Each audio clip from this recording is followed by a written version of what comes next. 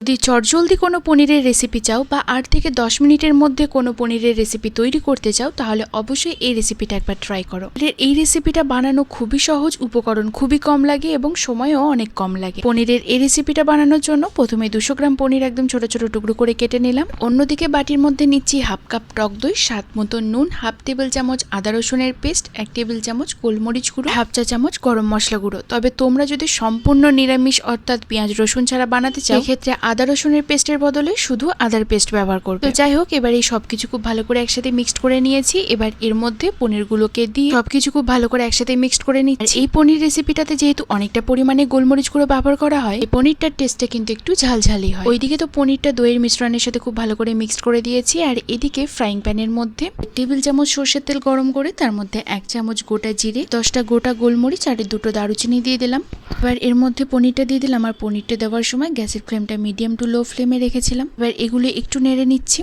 আর এই গ্রেভিটা একবার ফুটে উঠলে গ্যাসের ফ্লেমটা মিডিয়াম ফ্লেমে করে দিচ্ছি এবং এর মধ্যে কাঁচা লঙ্কার একটা ভালো ফ্লেভার আসার জন্য 3-4টে চেরা কাঁচা লঙ্কাও অ্যাড করে দিলাম। আর এই সবকিছু খুব ভালো করে একসাথে মিক্সড করে 3 থেকে 4 মিনিটের জন্য ঢাকা দিয়ে রেখে দিলাম। 4 মিনিট পর ঢাকা খুলে এর মধ্যে অল্প একটু চিনি অ্যাড করছি টেস্টটা ব্যালেন্স করার জন্য। তোমরা চাইলে চিনিটা নাও অ্যাড করতে পারো। যাই হোক, এবার এই সবকিছু খুব ভালো করে একসাথে মিক্সড করে দিচ্ছি। আর এই সময় গ্যাসের ফ্লেমটা লো ফ্লেমে রেখেছি। এবার সবশেষে এর মধ্যে দিয়ে দিচ্ছি বেশ খানিকটা পরিমাণে কুচানো ধনেপাতা। ধনেপাতাটা পনিরের সাথে খুব ভালো করে মিশিয়ে নিচ্ছি। তোমরা চাইলে ধনেপাতার বদলে অল্প একটু কসুরি মেথিও ব্যবহার করতে পারো। দইয়ের সাথে কসুরি মেথির ফ্লেভারটাও কিন্তু বেশ ভালো লাগে। গ্রেভিটা যেহেতু অনেকটাই মাখা মাখা হয়ে এসেছিল তাই আমি এর মধ্যে একটু হালকা গরম জল অ্যাড করেছিলাম। সেই ক্লিপটা দেখলাম রেকর্ড হয়নি, তো তোমরা অল্প একটু হালকা গরম জল ব্যবহার করতে পারো গ্রেভির জন্য। ব্যাস মাত্র 10 মিনিটে কোনো রকম ঝামেলা ছাড়াই তৈরি হয়ে গিয়েছে দুর্দান্ত স্বাদের গোলমরিচ পনির। এটা পরোটা বা রুটির সাথে খেতে কিন্তু খুব সুন্দর লাগে। সো তোমরাও একবার ট্রাই করো এবং আমাকে জানিও তোমাদেরও কেমন লাগলো। লাস্টে একটা কথাই বলবো, এভাবে একবার রান্না করে দেখো, পনিরটা খেতেও খুবই সুন্দর হয় এবং খুবই নরমও থাকে।